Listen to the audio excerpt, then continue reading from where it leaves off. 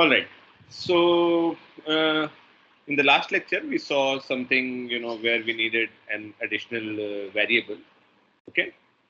So today we'll be looking at another kind of modification we might need to get, to get to a subproblem, and we'll be looking at a quite uh, some real world problem which has some application. Even the earlier one had, but this one also. So it's called RNA secondary structure.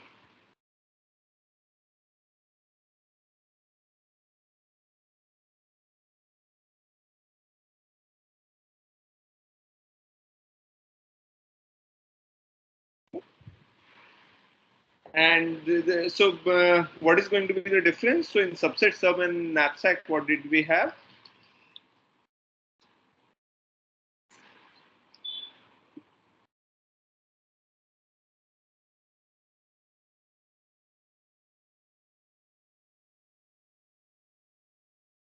We had to add another variable, right?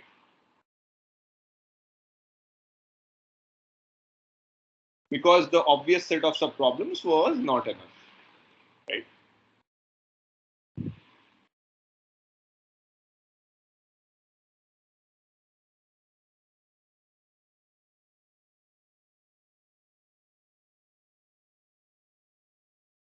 So now another thing what can happen is, so another way of getting new subproblem.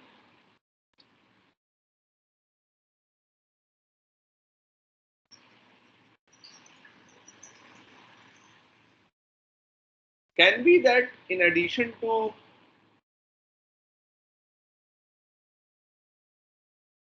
one to j for every j,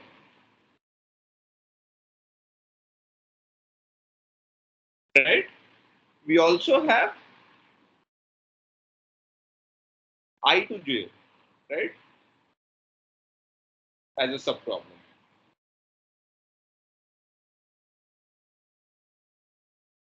for every ij, right, such that I is less than or equal to j, right? So now we don't always start from one, but we can start from anywhere, and we can finish anywhere. So every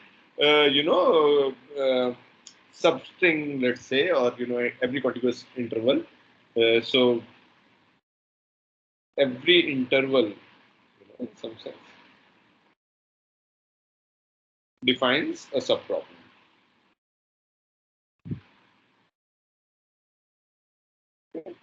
So let's say, this is one problem, this RNA secondary structure, where we'll see an application of this thing.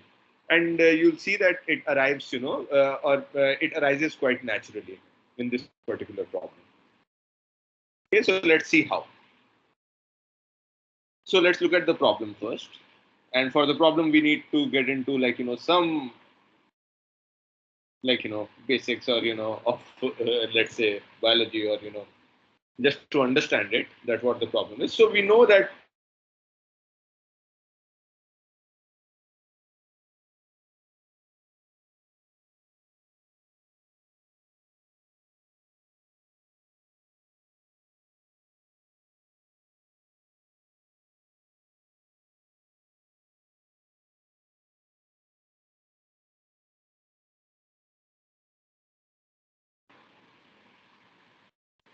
hi, I went offline, it seems. Till what, what did I say till when it was audible?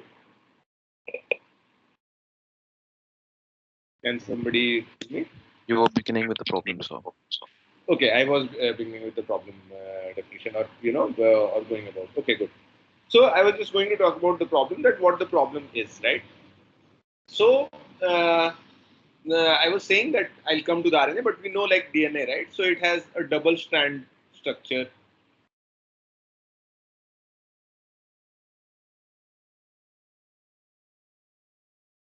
Right?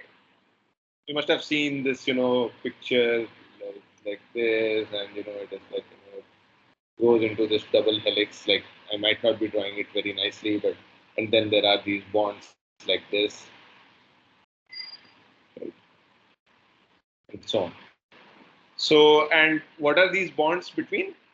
These bonds are between these bases. So this is a double strand structure zipped together, right?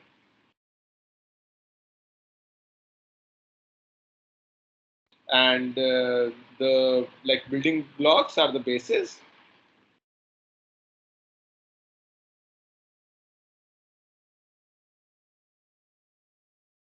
And what are the bases? A, C, T, and G. And then what happens? C makes a bond with G and A with T. Right? So if A is here, then T will be there, C, G, whatever, and so on. So, right? So this is what the structure of the DNA is. So similar thing, but so RNA is a similar molecule, which also is responsible for many things inside the cell. And but there is no second strand. It is a single strand. But single strand, so it makes bonds with itself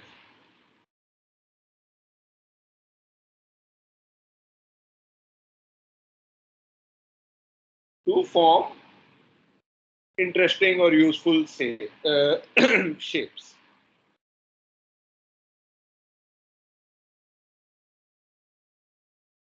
Right? And the first thing is it does not have T. Instead of T, it has U. Right? So first bases are slightly different. A, C, U, and G. And again, C pairs with G and A pairs with U. Right? So the now it meets with itself. So what do I mean by that? So let's look at an example. I'm sorry, just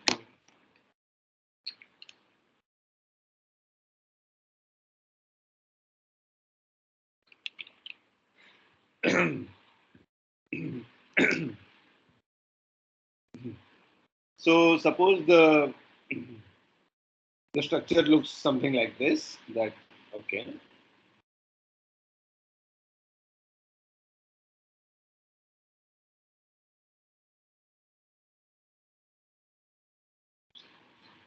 Yes.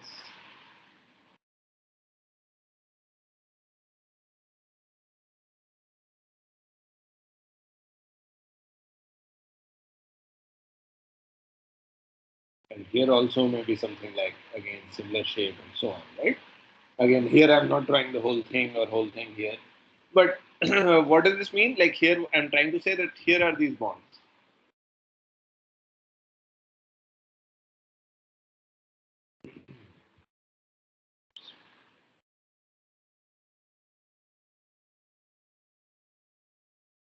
Right? So maybe this is A, U, C, G, G, C, U, A, U, G, C, U, right? So, and then, there can be more here or more here and so on. But so the point is that it forms, these bonds, with itself, with the bases inside itself. Okay. So now this is just one string actually that represents the RNA molecule. So let B is equal to B1, B2, Bn be the string representing the RNA molecule.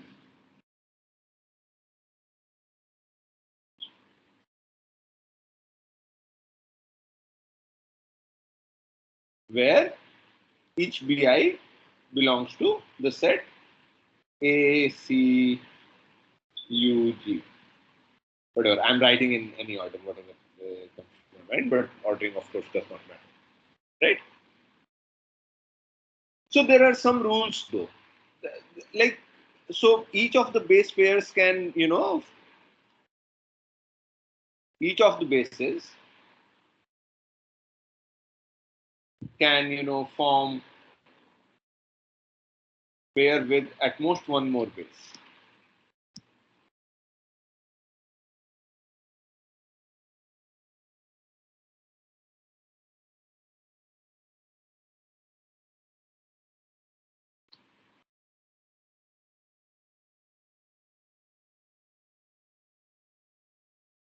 So what does that mean? That means that something like this will not be allowed. That okay, this U is here with A, and there is another A with which it has, somehow, this molecule comes back or whatever, and there is this another A with which it's, bonding, right?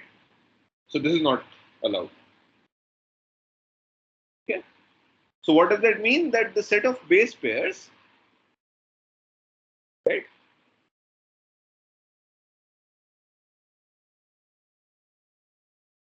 They form a matching,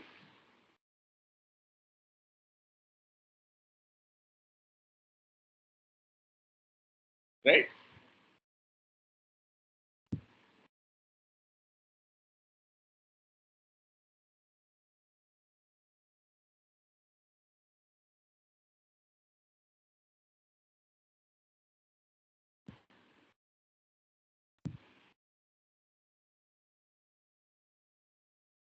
Okay.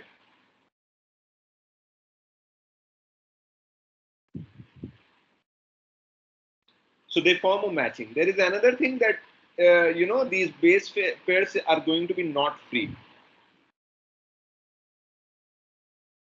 And what do we mean by not free is that it's not going to be that okay, like this, it goes and so it came like this, right? Or let's do it this way. It's straight only, but okay. So this is the RNA. This is the thing. It came like this,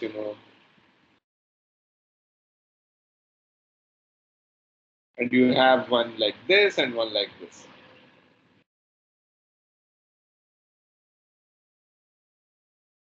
So this is not allowed, right? And similarly, another thing is not allowed is that sharp turn. It cannot be that it goes and immediately turns back like this. So it has to take some time to turn. Okay. So we'll formalize that also. That how to do that. So this structure is called a secondary structure. Any such thing is called a secondary structure of the RNA molecule. And let's define a secondary structure.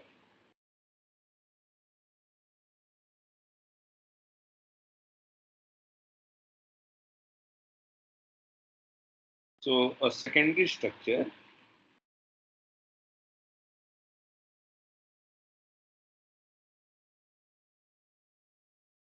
on an RNA molecule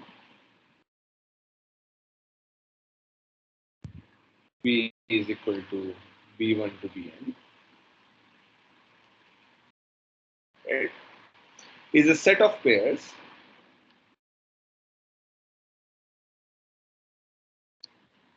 S subset of Ij, I mean subset of pairs, or S is equal to Ij, right, such that I is less than j, let's say, and Ij belong to 1 to n, such that the following conditions hold.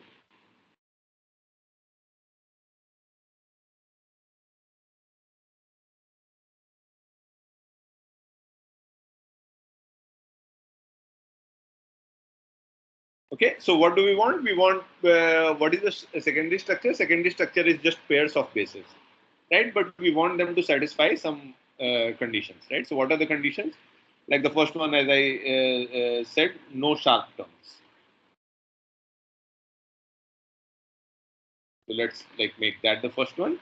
So, so we don't want immediate, this thing happening. So we don't want this happening. We are allowing this. So that means whenever two bases form a pair, there should be some gap between them. There should not be like immediate in the RNA structure, right? So for each pair in S,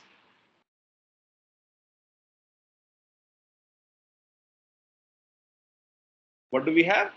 We have that J is greater than I minus 4. Let's say. That we need at least separation of 4 between them. Okay. or I mean equivalently I is less than j minus 4.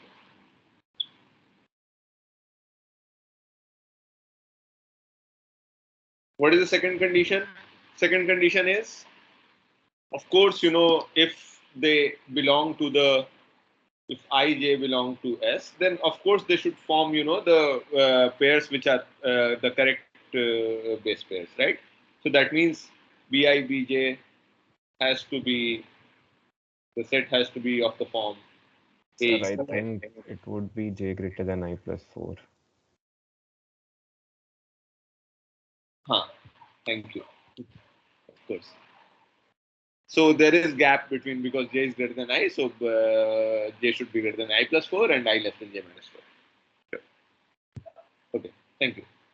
So now if ij belong to S, then bi bj either has to be form of AU or bi bj has to be of the form of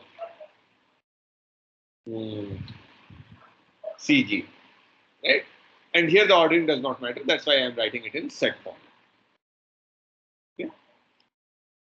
Good. What is the third property? Third property is that S should form a matching. That also we had seen. And finally, this property we want to, this one that we said that this should not be allowed. And finally, we want to formalize that. So what do we say? That if ij and kl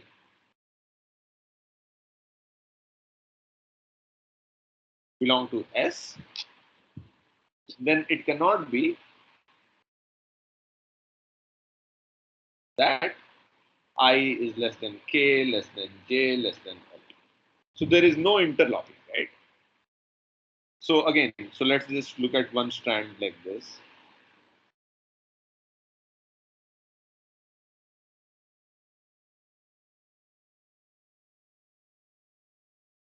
Let's look one more.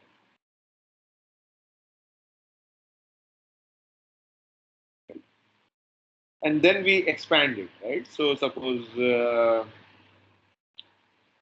now since we are looking at B and B is just linear, so there are 4 of these, then there are 4 in the thing, then there are 4 more, right?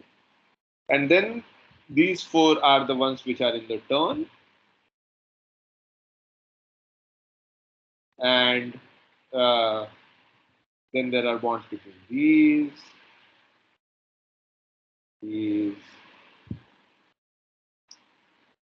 should have made it smaller.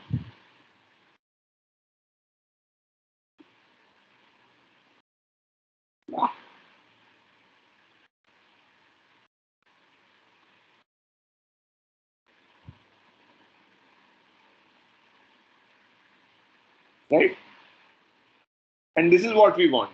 What we don't want is something like, that there is this one, let's say. Suppose this one is not there. Suppose there is this one. Then we don't want something like this. Something like this we don't want. Because then this will not satisfy condition 4. Right? So this condition 4 is actually quite interesting, and we'll see that, how we'll use that to, get our DP.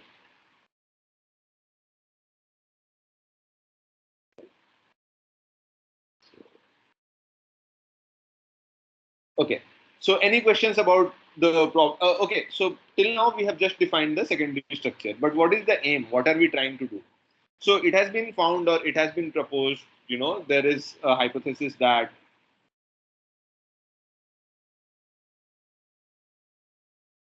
the RNA structure is stronger,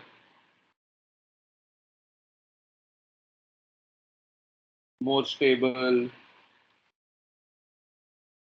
when it has more base pairs.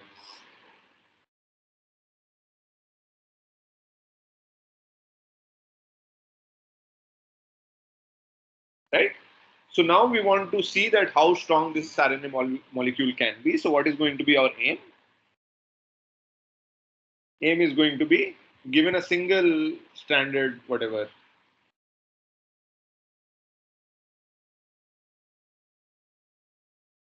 RNA molecule.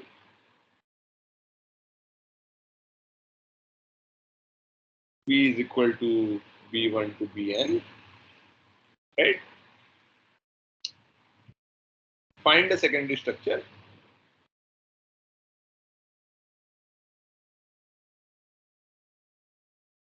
S with maximum number of base pairs.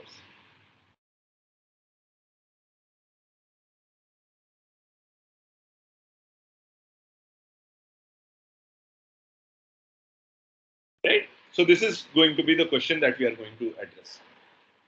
Okay, so it took some time to arrive at this, but I wanted to go through the steps. And so is the question clear that what we are trying to do and what are the rules and what is our aim?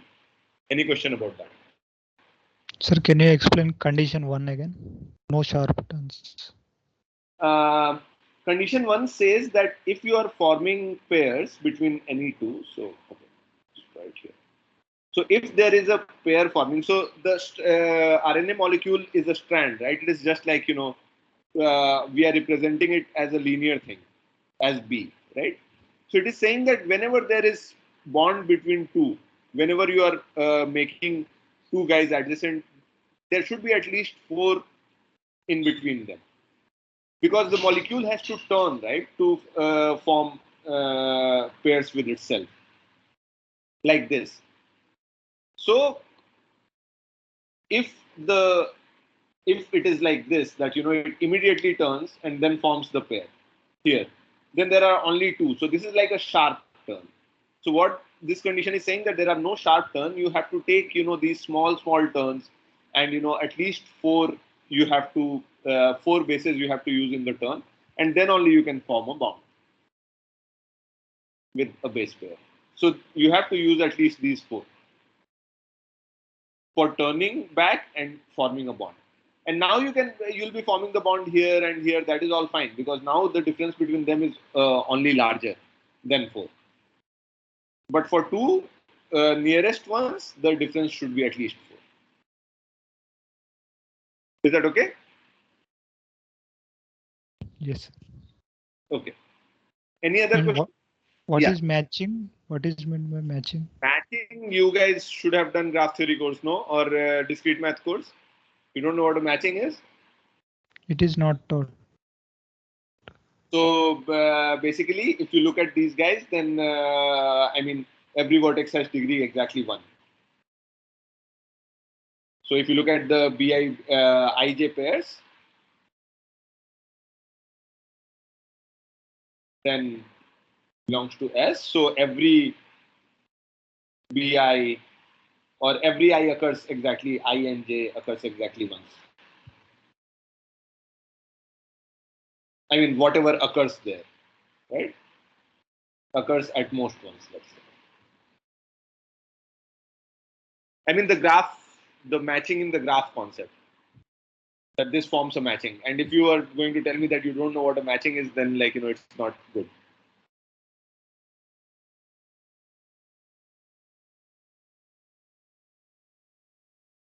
But I mean, that is what will be needed also. So Vijay, is it okay? You know what a matching is? All right, let me just define it quickly. So a matching in a graph, what is a matching in a graph? So let G is equal to V comma E, subset or E prime subset of E is called a matching. If no 2 edges in E prime share an endpoint. Right? So similarly, this forms a matching. If let me since I have defined it that way, that might be easier. So S is a matching if suppose I1 J1 belongs to S and I2 J2 belong to S, then none of them are common. Then they are all distinct.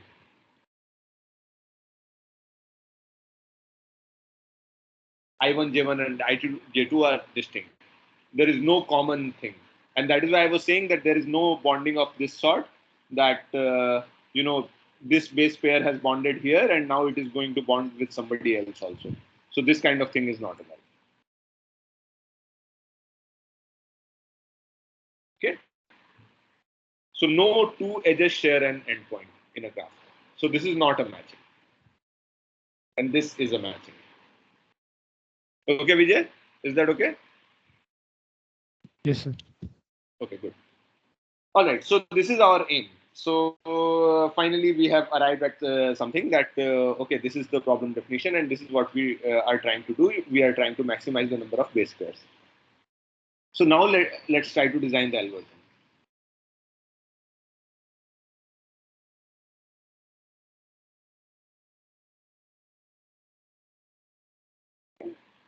So let's, again start with just opt_j.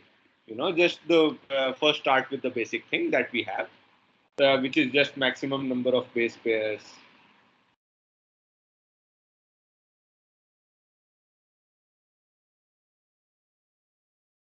in a secondary structure on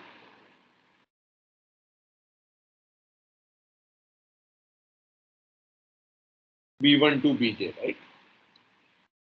Just start with one only and let's see why it fails or what happens. So one thing we definitely know that if j is equal to j less than or equal to 5, then opt_j is equal to 0 because of condition something, condition 1.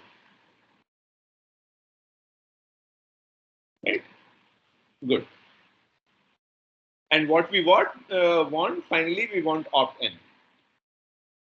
So that is good. That is one of the subproblems.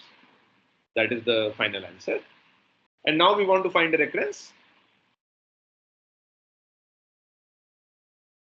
for opt_j. Right? Good. So now again there are two cases. So case 1. So we have this B1 to Bj, right? Again, let's check. That Bj does not form any base pair.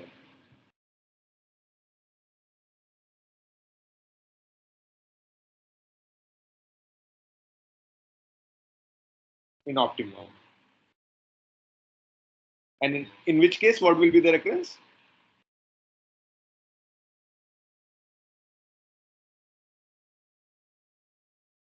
Opt of j minus 1. Opt of j minus 1. And case 2, now look at that Bj does form a pair.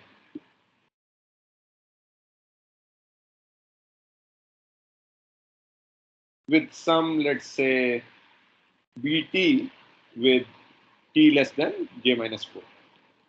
Right? And what happens then? So let's do that. Let's look at it. So we have 1, 2, let's say this is the t, this is t plus 1, this is t minus 1. And here we have this j. And suppose this j is forming a pair with this t. Right? So now what can we say because of condition 4? The non-crossing condition.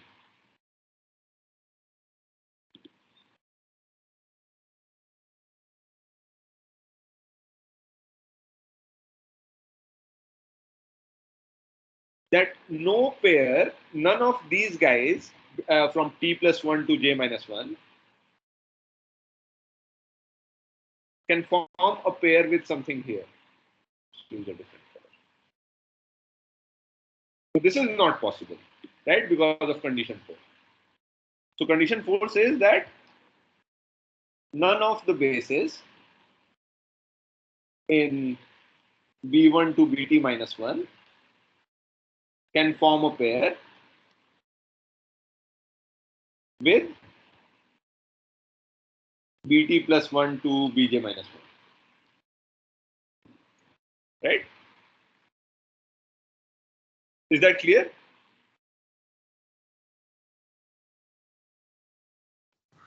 Yes, sir. Yeah. So now what does that mean? That okay, now this is not possible. So all the pairs that these guys can form with are within this interval only, right?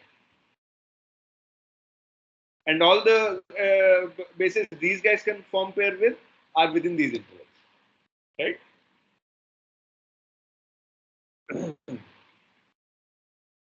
So we get like two subproblems.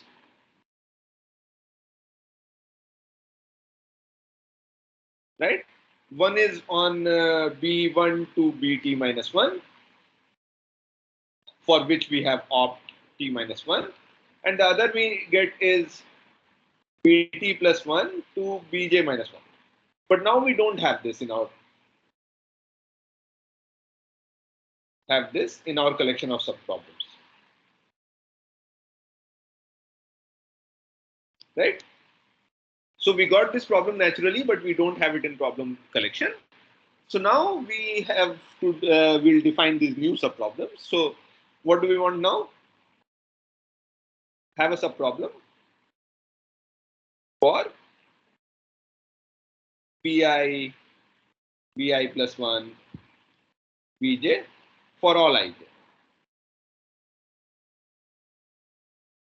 such that I is less than or equal to j. Right? So now we are ready to, after we have defined our subproblems like that, now we are ready to do the dynamic programming.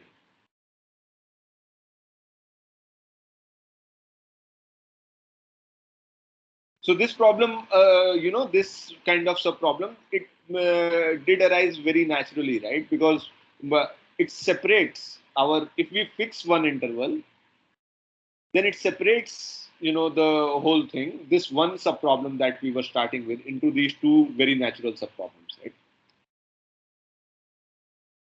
Okay, so how do we do dynamic programming now? First, we define our opt ij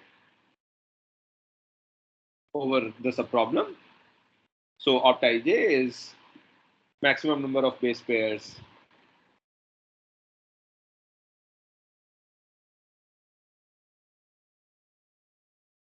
right, in a secondary structure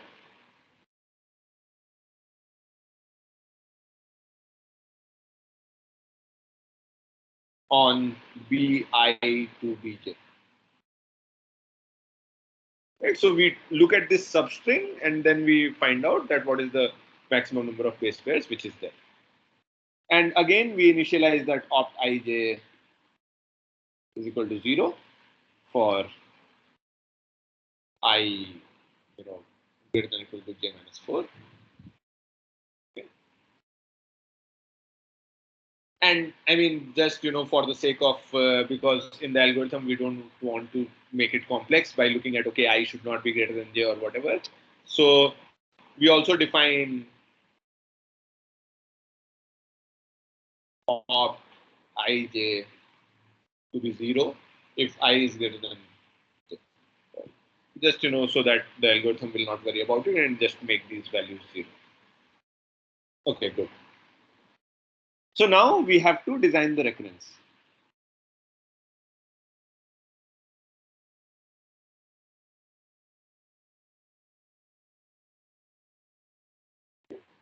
So again, there were these two cases. So B1 to B and we had, or Bj we have now.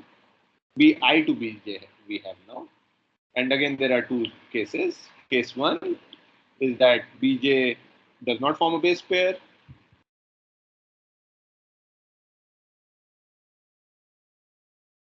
In the optimum for this, in an optimum for this interval. And then we already had this recurrence that opt of, now we have this additional variable I.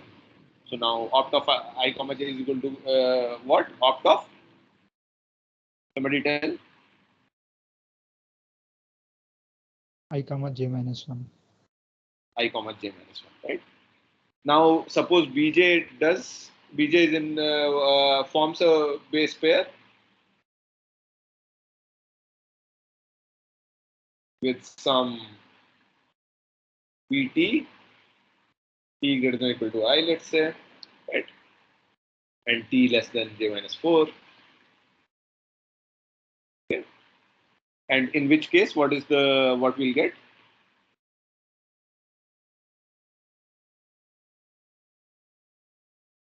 Tell me. Or let's say 1 plus, because this is going to be one more. And we already have this, right? That you find the best solution here in this interval, find the best solution here, and add this one more. So what is this going to be? Opt of t plus 1, comma Okay. j minus 1. Yeah, and Opt of I comma t minus 1.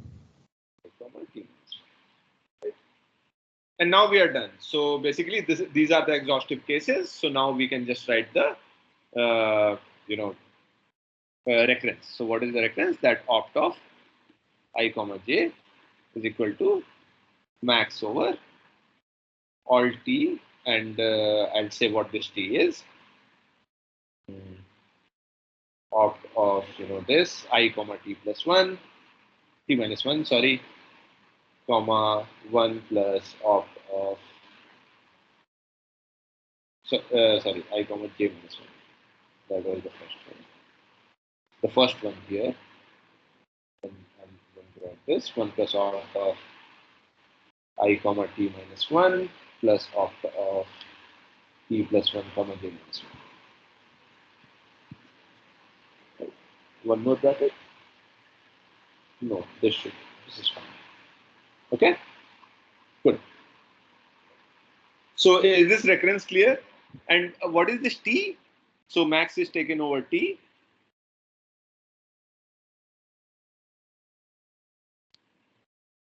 Such that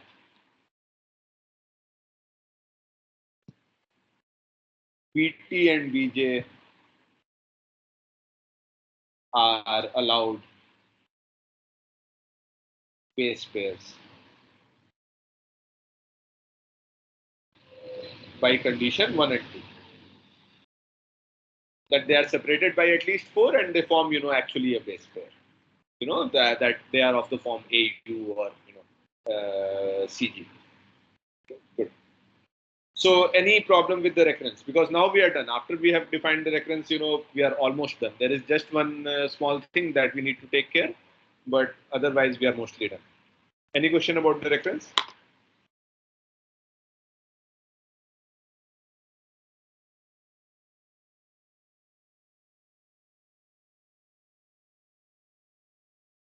Okay, so if not, then now we just need to define an ordering of the subproblems, right?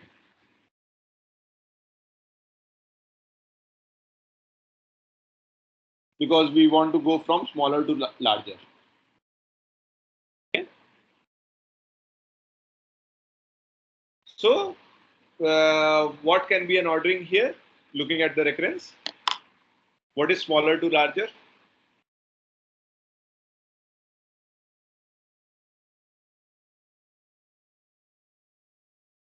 The j minus I. J minus I, the size of the interval, right? So for an interval ij, let's look at k is equal to j minus I, right? And that defines the order. And why that defines the order? Because here, whatever the value of j minus I is, this is smaller, and this is also smaller. Right? So if this was k, this is less than k, this is less than k, and this is less than k. Right? So now we can start with shorter intervals and then build up our solution. Right? So we can do a DP in increasing order of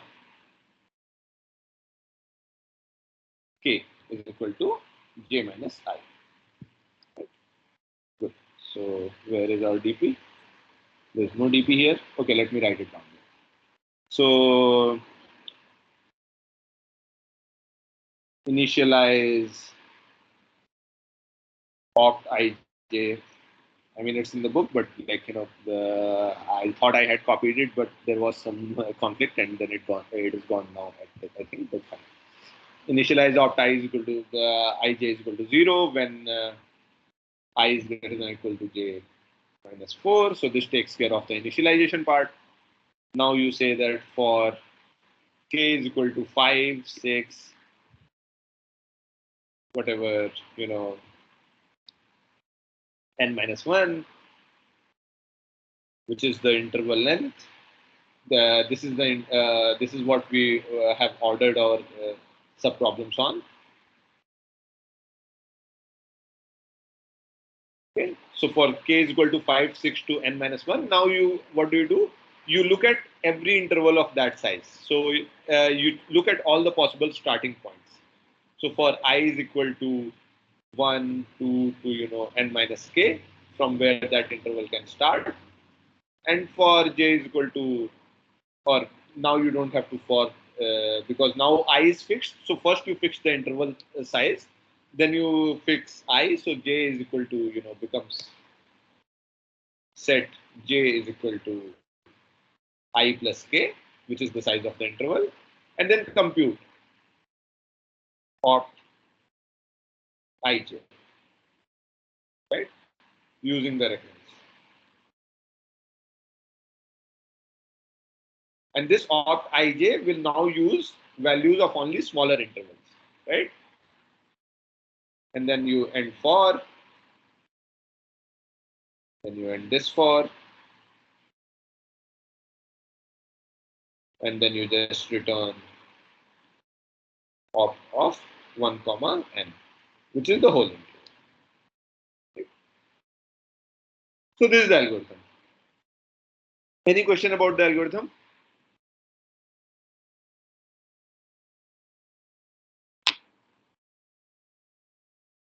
So now, we are computing for every k separately, right?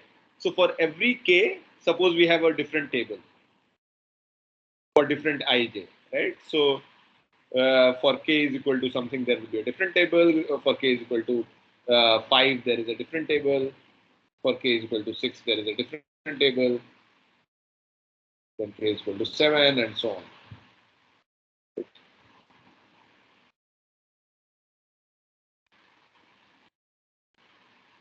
And finally, for k is equal to something, where you will get the whole thing, right? That where I comma j is n minus 1, the final k. When k is equal to n minus 1, then there will be an entry which is 1 comma n. And now in each table, what do you have? You have values of I. So in the first one, suppose value of I will be from 1 to n minus 5. And for j, it will be whatever, 5 to, 6 to something n. And you'll fill these values. In the second one, it's now going to be 1 to n minus 6. And j will be 7 to n, and so on, right? And in the final one, there's only one interval, k is equal to n minus 1, right? Then I is just like I is equal to 1 and j is equal to 1, right? And now this value, whatever will be here, it will be using the smaller values of smaller case, and then some value there will give you the answer, right? Good. So let's quickly do the running time analysis also. And the correctness follows from, again, the recurrence. I'm not going to write it. And also you can find the solution like we have been finding the solution before. So, all right, let me just write these points. So correctness, so analysis.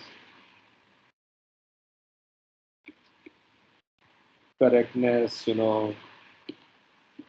induction on K follows from the recurrence, right? So you'll do the induction on K, and then, you'll say that, okay, for smaller K, we have already computed, which is correct by induction hypothesis. and then this happens that when we are computing for some particular k, it is fine, and then finally we are returning 1 comma n, which is the final solution, right? So I'm not going to do the correctness. Also, there is the point that we can also find the solution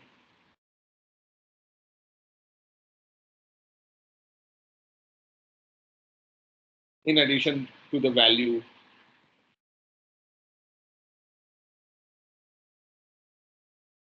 by looking at which term maximizes the recurrence.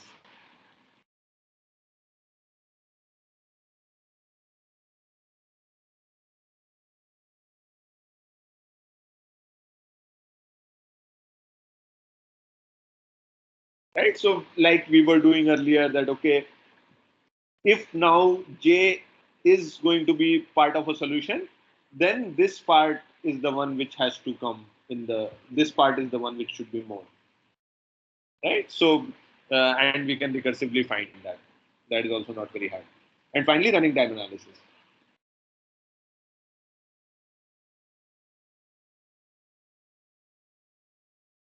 So how many intervals are there of the form I comma j? Number of subproblems?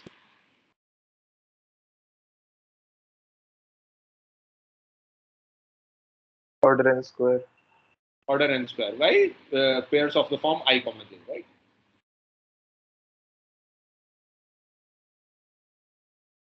And for each subproblem, how much time?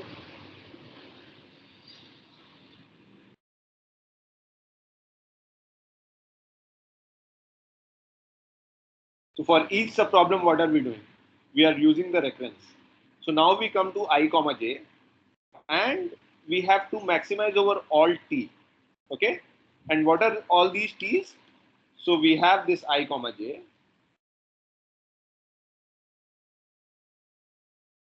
and then we have to look at all these t's and see where divide this interval into two parts using that t, and then sum these up and then do a +1 with this, right? And so basically now we have to search in all this duration except these four, right? So how much time will that take? So t can be anywhere here. So how much time does it take for each subproblem now? Order k or order n. Order n, right? Maximum.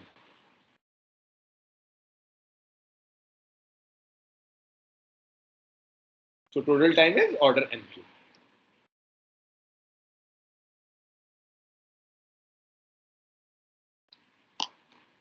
So yeah, this was the algorithm for this problem, secondary structure in RNA. So are there any questions about this?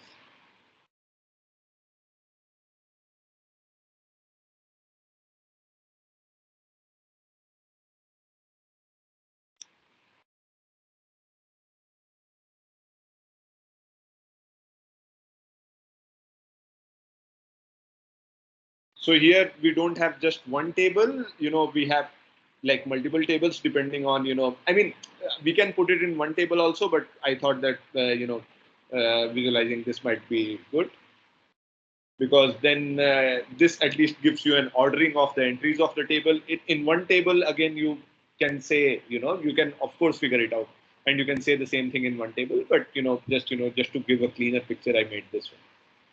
And that's how it is done in the book also. They made it like this.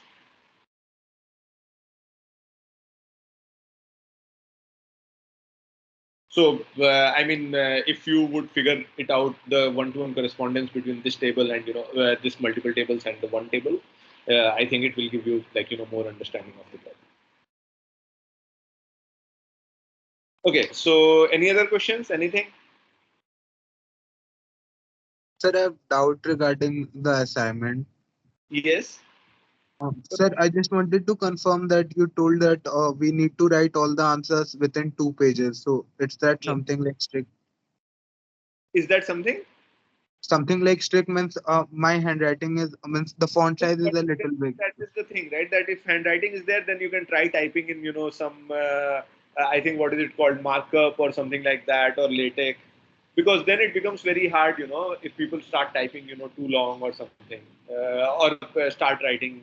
The TAs, there are only 2 TAs, and checking everyone's assignment is, it becomes very long. So I would request you to, keep it concise or type it out. Yes, sir. Okay, thank you. And 2 pages, I think, should be enough for most of the things, or everything actually. Anything else?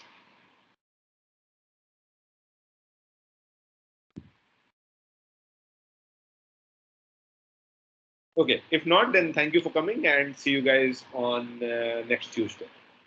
Thank you.